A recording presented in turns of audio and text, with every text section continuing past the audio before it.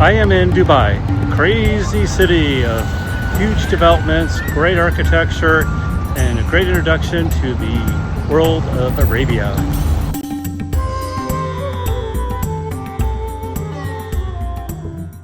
Dubai is much bigger than it seems. It is very large in size as a downtown, but also it is multi-city with a lot of centers of specialties and places you can visit, all with a great architecture. It is the architecture that makes Dubai stand out in the world, from Islamic designs to even freeway bridges that have that Islamic feel. And at night, the city becomes amazing.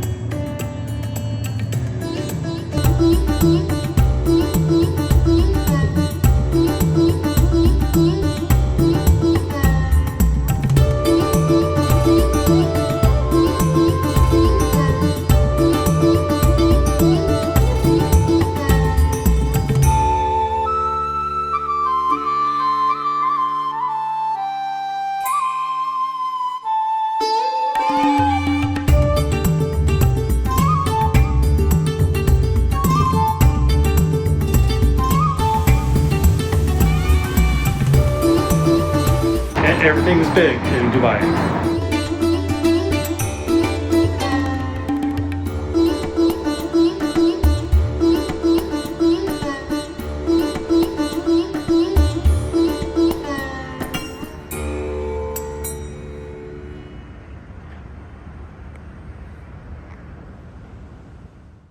And the city continues to grow.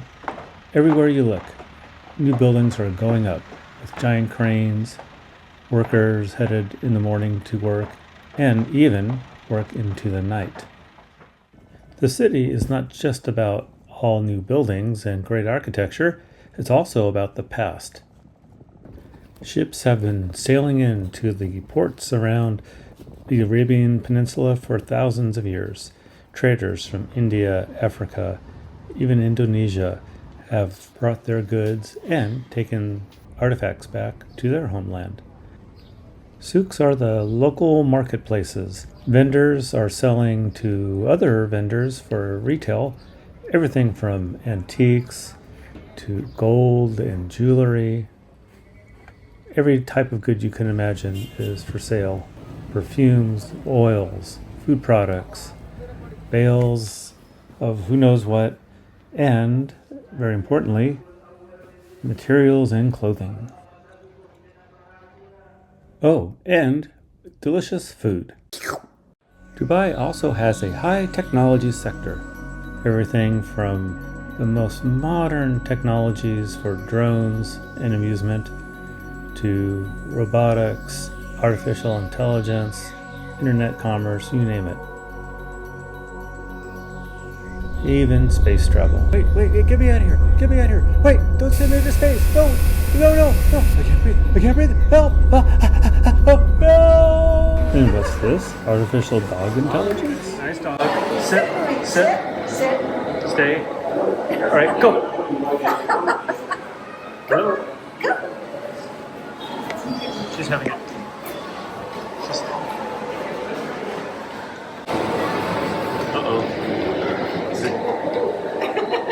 It's not good.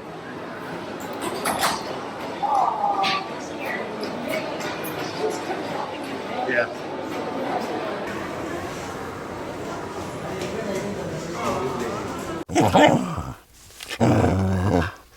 You won't see a lot of, Arabs in Dubai. Only about 10% of the population is actually Arab. Most are immigrants from India, Pakistan, and many countries in Africa. Dubai was first a pearl diving region and became an oil and gas center. Many people have done well, especially if you're a king, but rural life still can be found in the outskirts, with families raising goats and camels. The outskirts are often sprawly cities with tracts of desert in between. The government's leaders are very strict with tight controls, but are also working to raise people out of poverty. Here's an area that definitely needs some investment. The government is working on expanding opportunities in this area and building new homes. Just about every day I find myself in the mall. Oh, guess they pull. From the summer heat, malls are a great place to cool down, see some great architecture and sights, do some shopping, but also to get some food. People come from all over the world just to shop in Dubai and vacation. This is a pre-mall before the main big mall. The Dubai Mall is considered one of the largest malls in the world, with multiple floors sprawling across a large tract of land in downtown. There's even a Chinatown within the mall itself.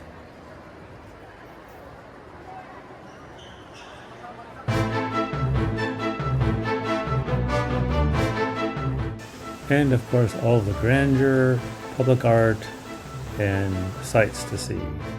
Even a skate rink. Wait, a skate rink? You gotta have more than that. How about a giant screen? Celebrating an art museum, as well as an aquarium below the screen. There's a girl in the aquarium! Well, you're in the mall, so why not buy a condo? Tall buildings are being constructed throughout the city, include marinas, where you can be on vacation permanently. And why not have a ski area inside the mall, in the desert? With enough money, you can do it all. Big screen TVs, no problem in the grocery store. Dressing in Dubai varies from Western to very traditional Arab.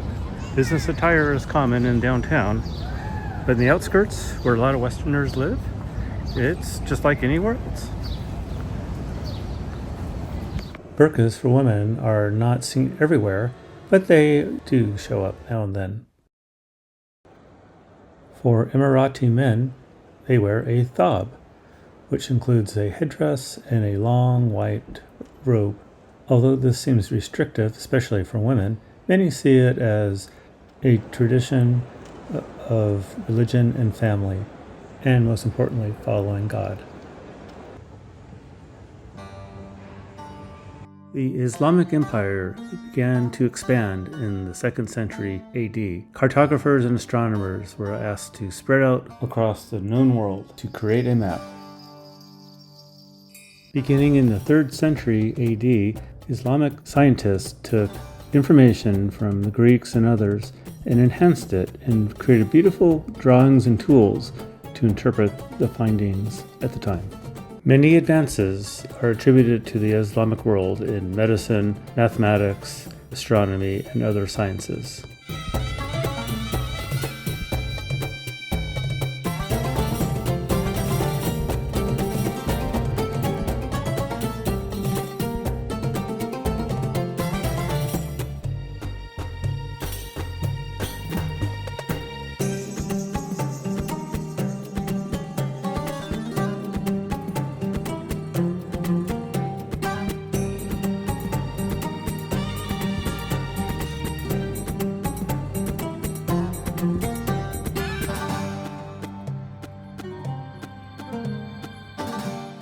Abu Dhabi is the capital city of United Arab Emirates.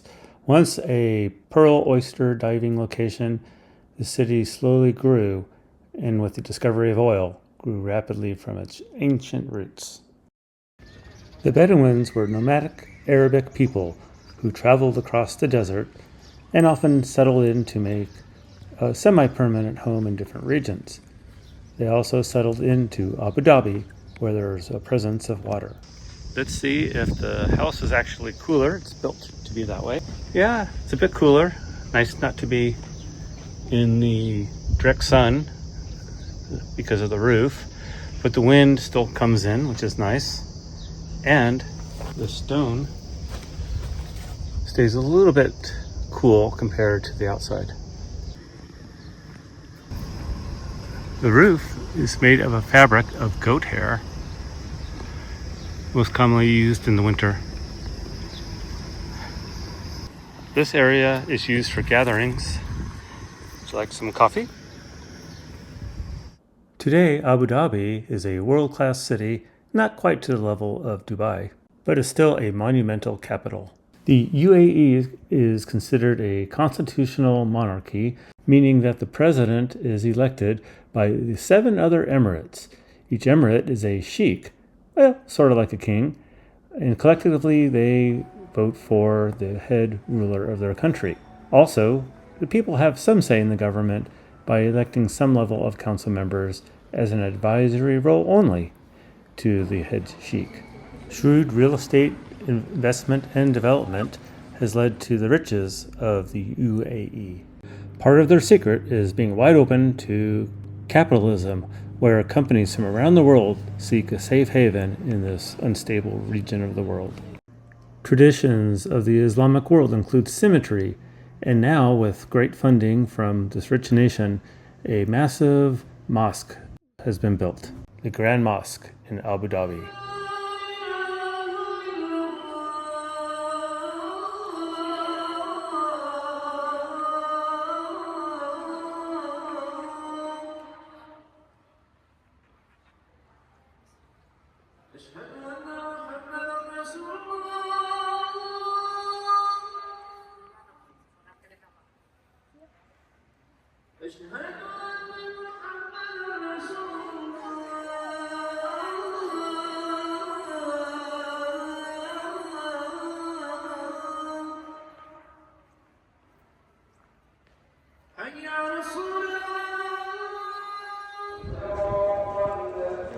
Back in Dubai, at the supermarket, it is prayer time in the afternoon. Muslims are required to pray and face Mecca 5 times a day. Besides prayer and declaration of your faith, Muslims are required to fast occasionally, give to the poor, and do a pilgrimage to Mecca. And as part of UAE, no weapons are allowed. LGBTQ+ activities are disallowed. Overall, you'll see that the UAE is a safe, law-abiding, family-oriented society. Unless you are a bird.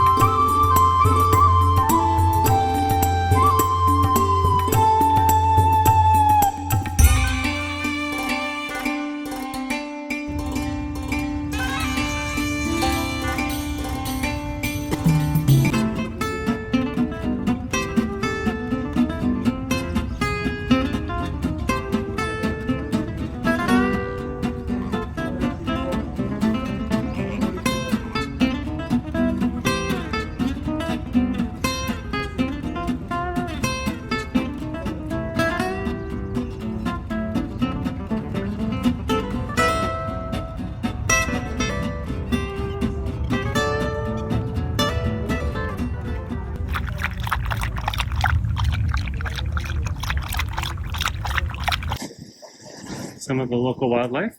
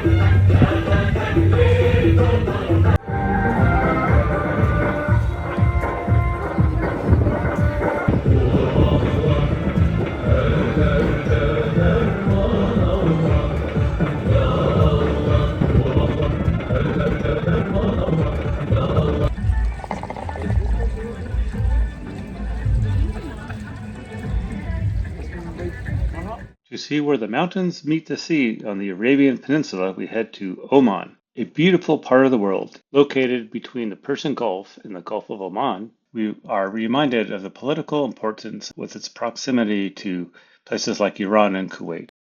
Even our flight to the region had to go between places like Iran and Iraq. Most people are unfamiliar with this region, with mountaintops over 16,000 feet high. As we approach, the aircraft ensured high altitude and then spiraled down into Dubai. The coastline of Oman is rugged, with high mountains that meet the sea. There's also a lot of history, where the Portuguese and British colonial era left their impressions. Although this part of Oman is rugged desert, we still find cities sprawling out with goods and services for locals, as well as trade and a fishing fleet.